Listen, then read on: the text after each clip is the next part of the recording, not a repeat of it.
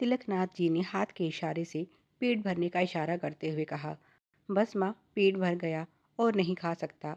इतना सुनने के बाद स्वाति ने एक निवाला और उन्हें मनुहार के साथ खिलाया और अपने आंचल से उनका मुंह किसी शिशु की भांति साफ किया।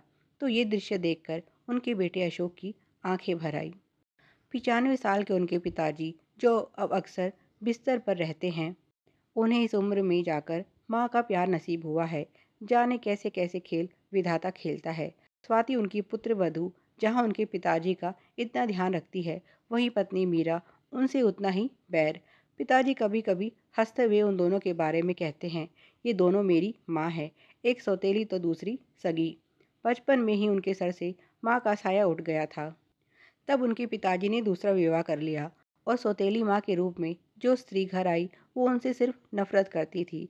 बाद में उनकी इकलौती संतान के रूप में अशोक को उनकी गोद में छोड़कर माँ भी जल्दी ही उनका साथ छोड़ गई। एक स्त्री के द्वारा जीवन में जो प्रेम और पूर्णता आती है, उसका उनके जीवन में नितांत अभाव ही रहा।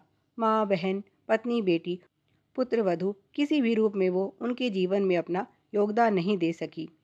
अक्सर अशोक ने पारिवारिक कार्यक्रमों में लोगों को उनके बारे में यही कहते सुना, बेचारा तिलकनाथ, इसके भाग्य में भगवान स्त्री का सुख लिखना ही भूल गया। बचपन जवानी तो कट गई, लेकिन बुढ़ापा जाने कैसे कटेगा।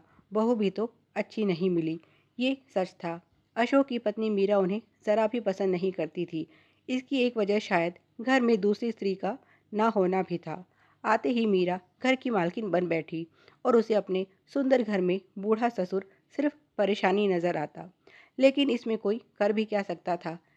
जीवन में सिर्फ दुख देखने वाले उसके पिताजी इतने दीर्घायु होंगे, ये तो उसने भी कल्पना नहीं की थी। एक बार तो पत्नी के व्यवहार से तंग होकर अशोक ने उसे तलाक देने की सोच ली थी, पर पिताजी अपने कारण बेटे का घर टूटते नहीं देख सके और साफ बोल दिया, अगर बहू यहाँ से जाएगी तो वे भी इस घर में नहीं रहेंगे। जिस स्त्री ने उन्हें दुख देने में कसर नहीं छोड़ी, उसका घर वे बचाते रहे। अशोक जी को भी बेटी नहीं थी, बस दो बेटे थे। बड़े बेटे की पत्नी तो अपनी सास के नक्शे कदम पर चल रही थी, लेकिन अभी कुछ माह पहले उनके छोटे बेटे की शादी हुई और स्वाति इस घर में बहू बनकर आई। तब से सब बदल गया। उसके मन में अपने बूढ़े दादा ससुर के लिए जो सम्मान और प्यार था, उसने उनके जीवन की सब कमी पूरी कर दी। वे स्वाति के लिए जब माँ शब्द का संबोधन करते हैं, तो ऐसा लगता है देर से सही ईश्वर ने उनकी इच्छा पूरी कर दी है। बहू से प्रेरित हो अब मीरा में भी सुधार दिखने लगा है।